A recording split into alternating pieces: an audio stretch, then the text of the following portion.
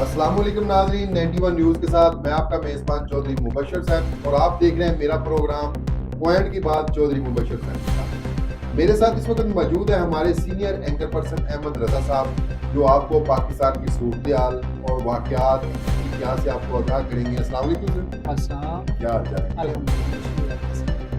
اچھا، بات یہ ہے کہ پہلے پی ڈی ایم کی حکومت جو 15-16 ماہ میرے خیال میں شہباز شریف 15-16 ماہ میں رہی ہے، شہباز شریف صاحب نے کی ہے، تو مہنگائی جو ہے بالکل عروج پہ گئی ہے۔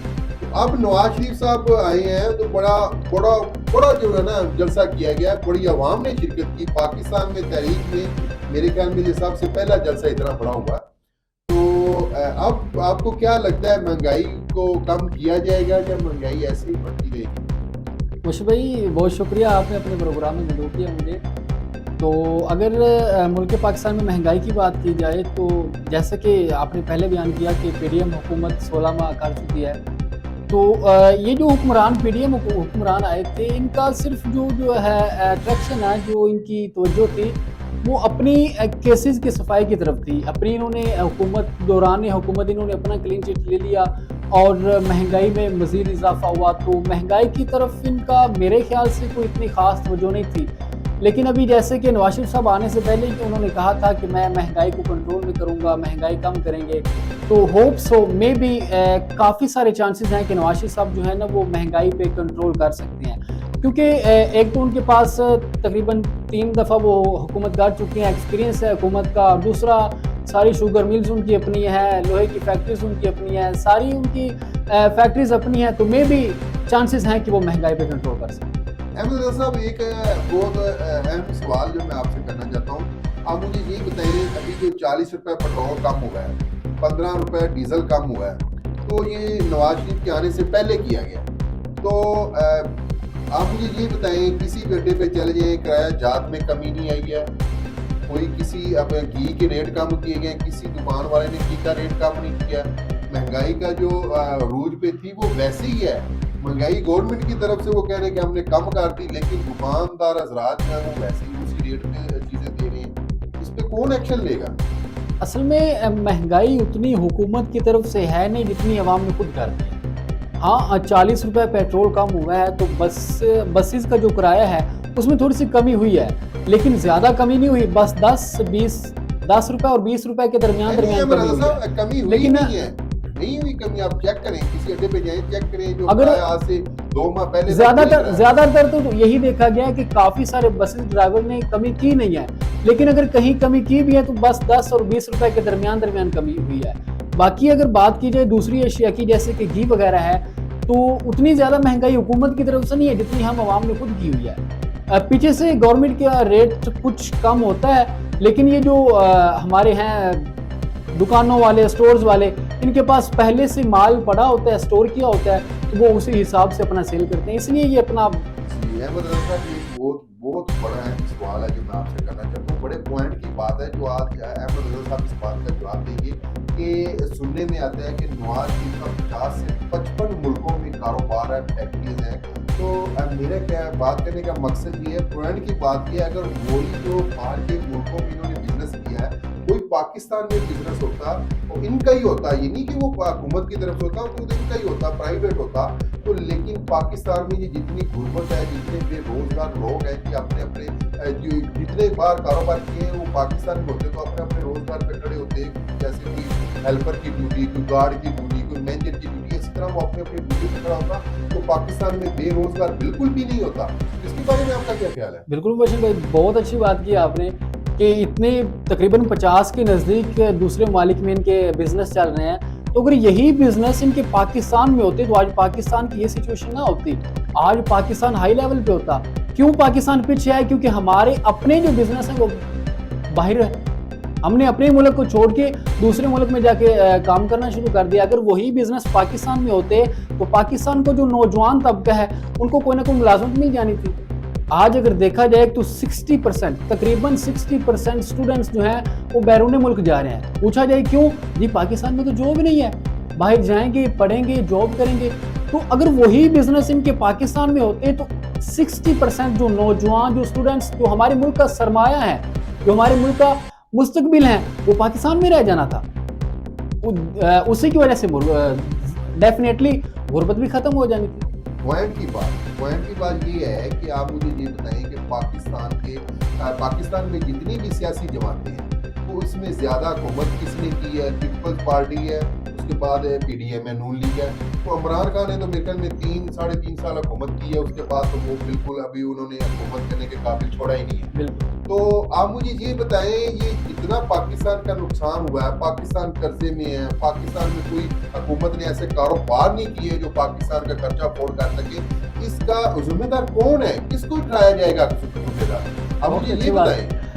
बहुत अच्छी बात। अगर हम बात करें नून लीग की, नून लीग ने आएंगे, अपना वो जो उन्होंने थोड़े बहुत तरक्याती काम किए वो स्टार्ट कर देंगे गिनवाना, कहेंगे जी हमने मेट्रो लगवाई, हमने मोटरवे बनवा दिया। तो भाई आज जो पाकिस्तान खसारे में जा रहा है उसका जिम्मेदार कौन है? अगर पीपल पार्टी से बात करें वो भी अपनी वही बात कर देंगे कि जी हमने वो किया, हमने ये किया। तो भाई अगर आपने पाकिस्तान के फायदे के लिए काम किया है तो फिर पाकिस्तान नीचे क्यों जा रहा है? दिन ब दिन पाकिस्तान की करेंसी नीचे क्यों जा रही है?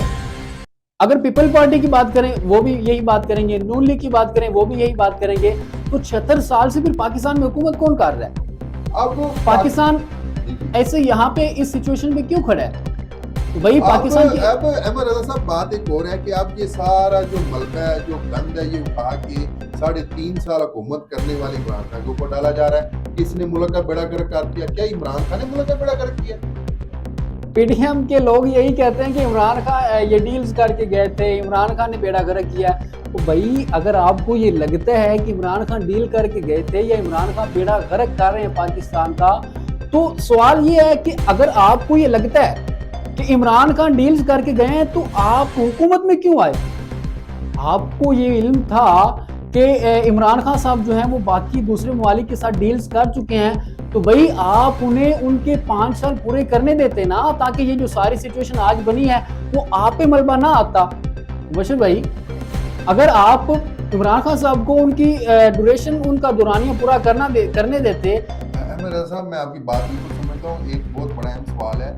तकरीबन मैं ये बात कर रहा हूँ सन 2015-16 की बात कर रहा हूँ कि जब मेरे ख्याल ऑरेंज ट्रेन तो पहले की चलाई गई है, तो ऑरेंज ट्रेन पे जो खर्चा है मेरे ख्याल से $250 अरब बिल्कुल। तो जिसका फायदा जो है वो 2 लाख अवाम लाहौर की को है, लाहौर की किसी को फायदा नहीं है। ये पंजाब में सिर्फ लाहौर को फायदा है कि वो ऑरेंज ट्रेन पे सफर करते हैं, मेट्रो बसों पे सफर करते हैं।